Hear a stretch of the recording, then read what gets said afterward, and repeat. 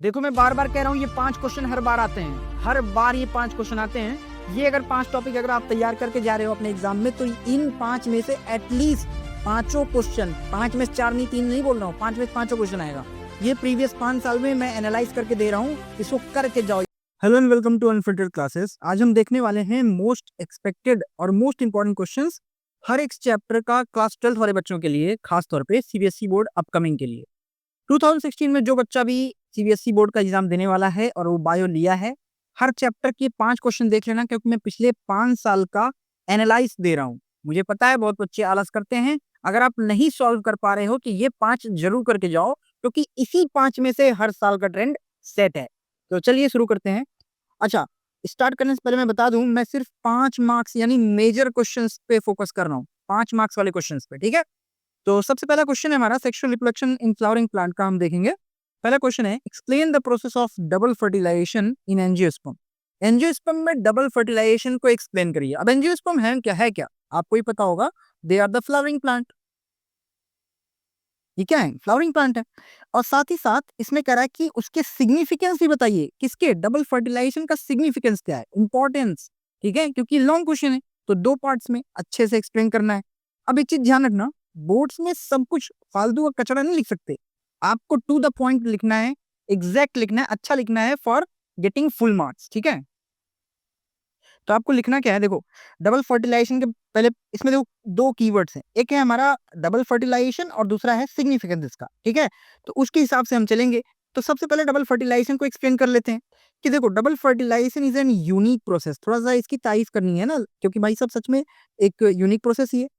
Flowering plant का ये unique process है जब मेल अपना पोलन ग्रेन रिलीज करता है by the formation of pollen tube, और कह रहा है participate in separate fertilization event inside the angiosperm.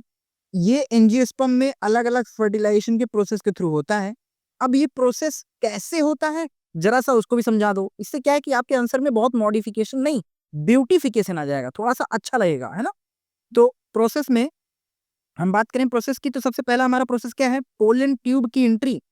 पहला प्रोसेस है हमारा पोलन ट्यूब की एंट्री कैसे हो रही है ना। तो पहला प्रोसेस क्या है, पहला स्टेप पोलन ट्यूब की एंट्री।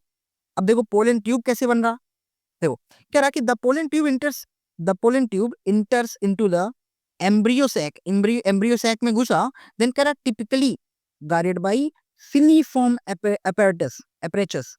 या फिर ये समझो बात को, सिंपल सी बात है, मान के चलो ये रहा हमारा, ये क्या है, ये फीमेल रिप्रोडक्टिव पार्ट, ठीक है। ये हमारा, हमको पता है ये स्टिग्मा, स्टाइल, ये ओवरी। यहाँ पे ये जो पोलन ट्यूब बन रहा है ना, ये कह रहा है, इसको बोल रहा है अपैरेटस, ठीक है, अपैरेटस, ठीक। अब कह रहा है कि फिलीफॉर्म एपरेटस के थ्रू ये कहा जाएगा, सिनर्जिड के पास, कह रहा है, और रिलीज करेगा वहीं पे 2 मेल गैमीट्स जो कि हैप्लॉइड होंगे। व्हाट डज एन मींस, यहाँ पे आप सभी को पता होगा ये हैप्लॉइड, ठीक है। देन बात करें सेकंड स्टेप की, तो पहले सिंगैमी होती है। सिंगैमी का मतलब भाई, सिंगैमी प्रोसेस क्या कहलाता है, सिंगैमी क्या है, देखो सिंगैमी क्या है, फर्स्ट फर्टिलाइजेशन, क्योंकि भाई डबल है ना, कि पहला फर्टिलाइजेशन तो सिंगैमी होगा। कह रहा है कि इसमें क्या होता है, 1 मेल गैमीट जो कि n नंबर में है, फ्यूजेस विथ एग सेल्स जो कि n है। हाँ भाई, n प्लस n बन के यही तो बनाएगा 2n, ठीक है, मतलब हैप्लॉइड हैप्लॉइड मिलकर तो डिप्लॉइड बनेंगे, टू फॉर्म डेप्लॉइड जाइगोट। ये देखो 2n डेप्लॉइड जाइगोट बनेगा।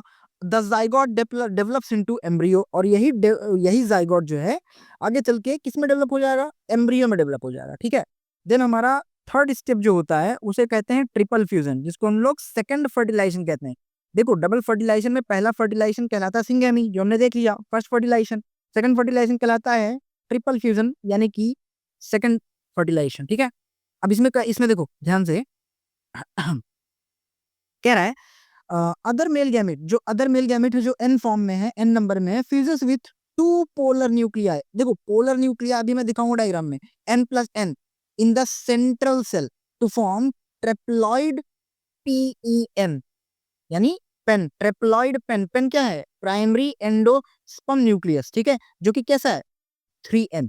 यहाँ पे क्वेश्चन आता है कि पेन कैसे कंडीशन में, तो बोलिएगा ट्रिप्लॉइड कंडीशन में, जो कि यही बता दिया ना, ट्रिपल फ्यूजन का मतलब ही यहाँ पर ट्रिप्लॉइड कंडीशन होगी, ठीक है। अब कह रहा है the PEN develops into the endosperm, ये जो है प्राइमरी एंडोस्पर्म, ये आगे चल के किसमें बदल जाएगा, एंडोस्पर्म में। अब ये एंडोस्पर्म आपको दिखता किसमें, कोकोनट में मैक्सिमम अच्छे से दिखता है, कोकोनट में, कोकोनट वाटर में, ठीक है। देन नेक्स्ट, अच्छा इसी क्वेश्चन का सेकंड पार्ट क्या था, सिग्निफिकेंस बताइए, क्या जरूरत क्यों पड़ी, फायदा क्या है, हेल्पफुल क्या हो रहा है, ठीक है। पहला है कि पहला सिग्निफिकेंस पहला क्या है, पहला सिग्निफिकेंस की अगर मैं बात करूं तो पहले सिग्निफिकेंस में it ensure the formation of triple endosperm यानी कि थ्री, ट्रिपल एंडोस्पर्म यानी कि three and triploid which provides essential nutrition. अभी तो मैं बताया कि कोकोनट में ये क्या है, एक तरह का वाटरी फॉर्म है जो कि क्या करता है, इसेंशियल न्यूट्रिशन प्रोवाइड करता है, किसके लिए, डेवलपिंग एम्ब्रियो के लिए, ताकि एम्ब्रियो इसी न्यूट्रिशन को इनगल्फ करे, इनगल्फ तो नहीं कह सकते यहाँ बट हम इसी एंडोस्पर्म की न्यूट्रिशन को ले और फर्दर डेवलपमेंट अपना पूरा करे। सेकंड है, कह रहा है कि it utilize both male gamete makes the reproductive process highly efficient. कह रहा है कि it utilizes both male gametes, ये दोनों मेल गैमेट्स को यूटिलाइज करके रिप्रोडक्टिव प्रोसेस को और अच्छे से करवाता है, यानी और इफिशिएंट बनवाता है। थर्ड है, थर्ड मतलब कि थर्ड सिग्निफिकेंट कह रहा है कि जो पेन है, प्राइमरी एंडोस्पर्म न्यूक्लियस जो है, वो कह रहा है फॉर्मेशन ओनली आफ्टर, इसका जो फॉर्मेशन है केवल सिंगेमी को प्रिवेंट करता है wastage of food resource in case of fertilization fails. अगर मान लो इन केस फर्टिलाइजेशन नहीं होता है तो ये ना फूड का वेस्टेज ना हो, वेस्टेज ऑफ फूड रिसोर्स ना हो, ठीक है, इसलिए ये सिंगेमी को प्रिवेंट करवाता है, ठीक है, और या फिर कह सकते हैं ताकि जब फर्टिलाइजेशन फेल हो जाता है तो फूड का वेस्टेज ना हो, इस वजह से, है ना। तो ये तीन सिग्निफिकेंस याद रखना बहुत इंपॉर्टेंट है, ठीक। Move to next question. Second question है हमारा, वही ड्रॉ नीट लेवल डायग्राम जो कि आपको मैच्योर फीमेल गैमेटोफाइट की बनानी है, मैच्योर की वो बात कर रहा हूँ, एम्ब्रियो सैक की, एंजियोस्पर्म के, और ब्रीफली डिस्क्राइब करना है रोल ऑफ टू सेल्स, उनके दो सेल्स का रोल डिफाइन करना है, ठीक है। तो इसमें हमें, अच्छा इस डायग्राम का मैं बता दे रहा हूँ, पहले देखो मैं डायग्राम भी दिखाऊंगा लेकिन जान लो इसमें क्या क्या होना चाहिए। इस डायग्राम में आपको मस्ट है 7 सेल 8 न्यूक्लिएटेड स्ट्रक्चर होना चाहिए जो कि क्लियरली लेबलिंग हो, लेबलिंग इज इंपॉर्टेंट, मार्क जरूर करना, चलाजल एंड अच्छे से विजिबल हो, माइक्रोपाइलर एंड अच्छे से दिखता हो, antipodal cell, central cell, polar nuclei, synergid cells, egg cells और फिलीफॉर्म, फिलीफॉर्म अपैरेचस अच्छे से दिखे, फिलीफॉर्म, ठीक है। जैसे कि मैं दिखा दे रहा हूँ यहाँ पे, डायग्राम कहाँ गया, जस्ट अ सेकंड, हाँ देखो, जैसा कि मैं दिखा दे रहा हूँ, ये डायग्राम देखो, ठीक है। इसमें देखो ना, ये micropylar and, just a second दिखा, ठीक है। देखो ये है माइक्रोपाइलर एंड है, ठीक, ऊपर वाला माइक्रोपाइलर इन है, ये वाला, और नीचे हमारा यही एंटीपोडल, यहाँ पे देखो 3 एंटीपोडल सेल्स हैं, यहाँ पे आपको 3 एंटीपोडल सेल्स दिख जाएंगी, और 2 polar nuclei, central cells, egg synergid cells, सब कुछ यहाँ पे क्लियरली विजिबल है। ऐसे देखो, मैं दिखाता हूँ, ये देखो, यहाँ ये है हमारे पास सिनर्जिड सेल्स, ये रही synergid cells, egg cells, central cells, 2 polar nuclei, antipodal cells. कहने का मतलब मेरा ये है, कहने का मतलब मेरा ये है कि आपको इस क्वेश्चन में, सेकंड क्वेश्चन में, इस डायग्राम को, इस वाले को खास तौर पे, इस वाले को, इस पे बहुत फोकस करना है, ठीक है, यही बनाना है, ठीक है। चलिए, अ, और क्या इसमें बोला है, अच्छा सबको समझाना भी तो है। देखो होना क्या क्या चाहिए, एक्सेल्स, एक्सेल्स इसमें कितने होंगे, एक होगा, नंबर में एक, लोकेशन कहाँ होगी एक्सेल्स की वो जान लो, माइक्रोपाइलर एंड पे होगी, ठीक है, ध्यान से। और रोल क्या होगा माइक्रोपाइलर एंड पे, जो एक्सेल्स होगा ये फ्यूज करेगा, fuse with the first male gamete, पहले मेल गैमेट, याद करो डबल फर्टिलाइजेशन पहला सिंगेमी वाला, ठीक है, फर्स्ट मेल गैमेट्स के साथ फ्यूज करेगा ताकि जाइगोट बन सके। अब बात करें सेकंड सिनर्जिड सेल्स की, नंबर में 2 होता है, माइक्रोपाइलर एंड पे ये भी होता है, और ये फिलीफॉर्म एपरेटस होता है इसमें, जो गाइड करता है किसको, पोलन ट्यूब को, ताकि वो एम्ब्रियो सैक तक पहुंच सके, ठीक है। नेक्स्ट है central cell, central cell number में 1 होता है और लोकेशन इसकी होती है सेंटर, बिल्कुल बीच बीच, ठीक है।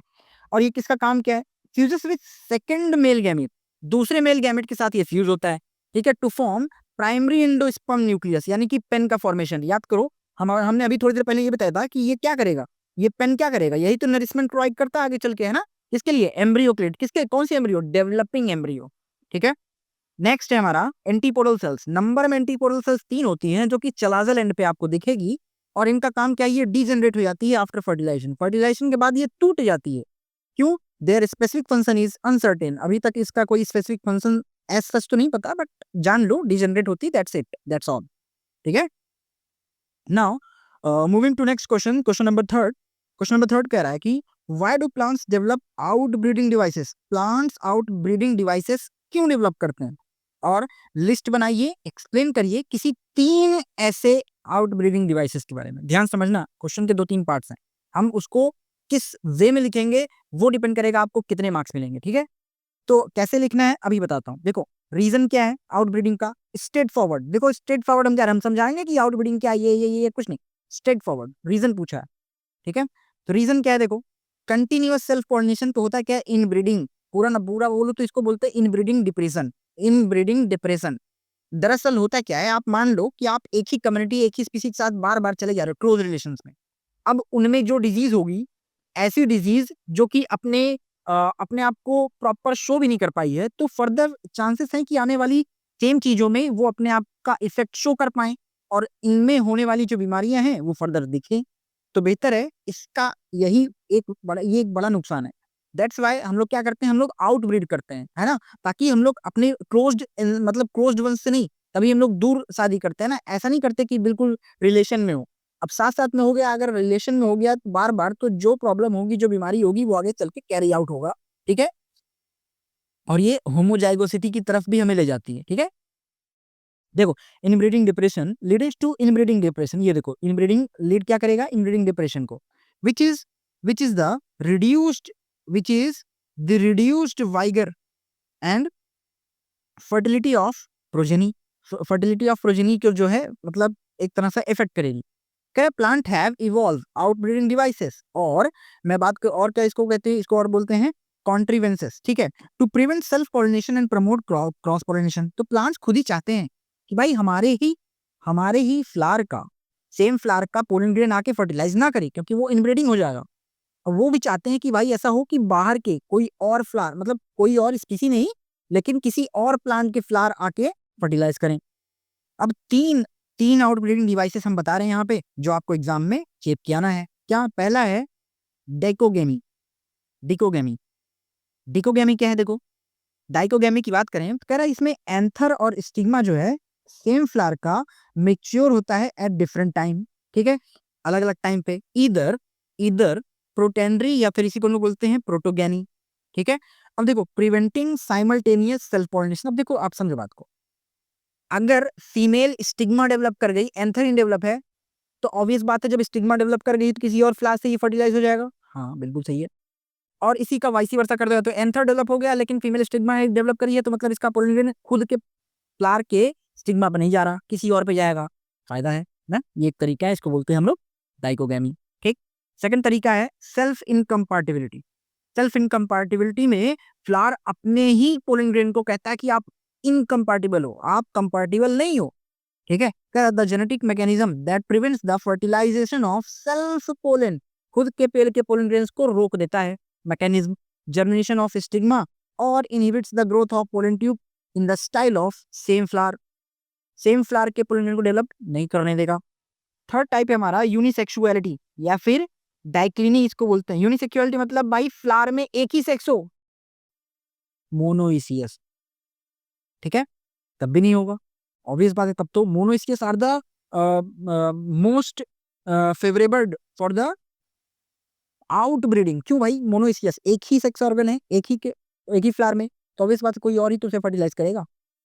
ठीक है, फ्लावर्स हैव ओनली मेल और ओनली फीमेल, जिसको अच्छा डायोसियस की बात करूं, डाई मतलब दो, देखो अच्छा देखो जैसे papaya have male and female flower on separate plant, जिसको अच्छा डायोसियस प्लांट मतलब दो अलग अलग पेड़ में होने वाले, देखो डायोसियस मतलब जिनके सेक्स ऑर्गन दो अलग अलग जगह हो, मोनोइसियस मतलब जो एक ही पेड़ पे दोनों सेक्स ऑर्गन हो। तो यहाँ पे डायोसियस वाला एग्जांपल होगा। ठीक है, इंश्योरिंग 100% ऑफ क्रॉस पॉलिनेशन, इसमें तो कंफर्म है कि 100%। कोई क्वेश्चन आ गया रैपिडली कि which type of out breeding devices for plant contributing in the 100% out breeding pollination, बोलिएगा सबसे पहला एग्जांपल ये मारिएगा, यूनिसेक्सुअलिटी, या फिर बोलिएगा डायसियस प्लांट्स। क्वेश्चन नंबर 4 कह रहा है कि differentiate between albuminous and non albuminous seed, example के साथ बताइए। और why does zygote divides only after some amount of endosperm sperm, zygote क्यों बनता है एंडोस्पर्म के बनने के कुछ बाद ही? भाई ये बताया ना अभी, तो एंडोस्पर्म इसलिए बनता है ताकि न्यूट्रिशन मिले। जाइगोट जब पहले ही बन जाएगा, एंडोस्पर्म बनेगा नहीं तो भाई खाएगा क्या? इसीलिए पहले एंडोस्पर्म बन जाता है, मतलब न्यूट्रिशन खाना पहले इकट्ठा कर लो तब खाओ, ना कि पहले खाते खाने की सोचो फिर इकट्ठा करो ना। पहले जान लेते हैं एल्ब्यूमिनस और नॉन एल्ब्यूमिनस सीड के डिफरेंस। एंडोस्पर्म की बात करूं तो एल्ब्यूमिनस सीड में retain in a significant part endosperms as a storage tissue, endosperm as a storage tissue form होता है एल्ब्यूमिनस सीड में, ठीक है। नॉन एल्ब्यूमिनस में एंडोस्पर्म जो है completely consumed during embryo development, embryo के डेवलपमेंट होने पे एंडोस्पर्म कंप्लीटली यूज कर लिया जाता है नॉन एल्ब्यूमिनस में, ठीक है।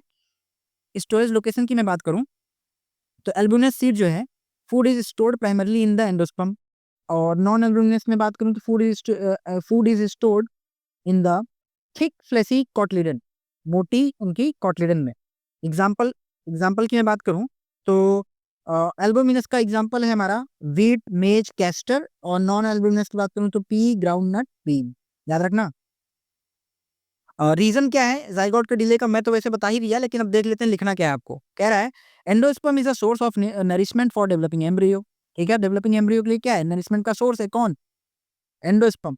The zygote divides only after the primary endonucleus, PEN के बाद ही डिवाइड करता है, क्यों, have developed into sufficient endosperm tissue, ताकि subsequently development ensures that developing embryo has constant guarantee food supply, guarantee दे सके कि डेवलपिंग एम्ब्रियो के पास खाना है, गारंटी देने के लिए पेन पहले बन जाता है, ठीक है। Question number 5 last but not the least, differentiate between microsporogenesis and megasporogenesis, mention the ploidy level भी बताना है इसका ऑफ द फ्लावरिंग स्ट्रक्चर, कि पेन में कैसी प्लॉइडी होगी, जाइगोट में कैसी प्लॉइडी होगी, और न्यूक्लियस में कितनी प्लॉइडी कंडीशन होगी। पहले से तो डिफरेंस देख लेते हैं, माइक्रोस्पोरोजेनेसिस और मेगास्पोरोजेनेसिस का डिफरेंस। डेफिनेशन की बात करूं तो माइक्रो कह रहा फॉर्मेशन ऑफ माइक्रोस्पोरोजेनेसिस कहलाता है पोलन ग्रेन का formation from microspore mother cell, MMC से, माइक्रोस्पोर मदर सेल से माइक्रोस्पोर्स का बनना यानी पोलन ग्रेन का बनना कहलाता है माइक्रोस्पोरोजेनेसिस। और मेगास्पोरोजेनेसिस की बात करूं, फॉर्मेशन ऑफ मेगास्पोर्स का बनना मेगास्पोर मदर सेल से, इज कॉल्ड मेगास्पोरोजेनेसिस। लोकेशन कहाँ होती है भाई, outside inside, occurs inside the anther, anther के अंदर होता है, पोलन सैक के अंदर होता है क्या, माइक्रोस्पोरोजेनेसिस, ठीक है। और मेगास्पोरोजेनेसिस कहाँ होती है, ये भी ओव्यूल के अंदर होती है, जिसको हम न्यूक्लियस बोलते हैं, ओव्यूल के अंदर होता है। रिजल्ट की बात करूं तो माइक्रोस्पोरोजेनेसिस जो है, all four resulting microspores are usually functionable, सारे इसमें फंक्शनेबल हैं, और इसमें only one resulting megaspore are usually function, केवल 4 में से एक ही फंक्शनल है, बाकी 3 डिजनरेटेड वाले हैं। प्लॉइडी लेवल की मैं बात करूं तो पेन में यानी प्राइमरी एंडोस्पर्म न्यूक्लियस की बात करूं, प्राइमरी एंडोन्यूक्लियस की मैं बात करूं, इसकी प्लॉइडी लेवल की मैं बात करूं तो प्लॉइडी लेवल इसमें होता है ट्रेप्लॉइड, याद करो ना, यहाँ पे n+n डेप्लॉइड बना था, और जब 2n+n के साथ आया तभी तो ट्रेप्लॉइड बना है जी।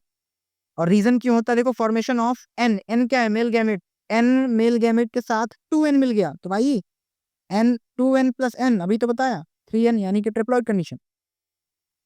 जाइगोट की बोलू प्लॉइडी लेवल तो ये डिप्लॉइड होता है 2n, जैसे कि formation formed by the fusion of n male gamete का n एग सेल्स का, तो n+n 2n, ठीक है। और न्यूक्लियस की बात करूं तो ये भी डिप्लॉइड होता है, पार्ट ऑफ स्पोरोफाइट का पार्ट है, मतलब पेरेंट प्लांट बॉडी, भाई पेरेंट प्लांट बॉडी है तो भाई साहब 2n ही तो होगा, इसमें थोड़ा हमें जरूरत है कि यहाँ पे n करो, n तो हमें वहां जरूरत पड़ती है जब एक गैमेट बनता है, तब सेग्रीगेट करते हैं हम एज अ एप्लॉइड कंडीशन, ठीक है। That's it for the day, hope so कि आपको ये बहुत अच्छा लगेगा। मैं बार बार कह रहा हूँ कि अगर आप इसको यहाँ तक देखे हो तो बहुत बेनिफिट मिलने वाला है। अगर आपको ये वीडियो अच्छी लगी हो तो प्लीज इसे लाइक कमेंट शेयर जरूर करना, क्योंकि ये बहुत तगड़ा मोटिवेट करेगा आपको भी हमको भी। मिलते हैं नेक्स्ट चैप्टर के साथ, टिल देन स्टे हेल्दी।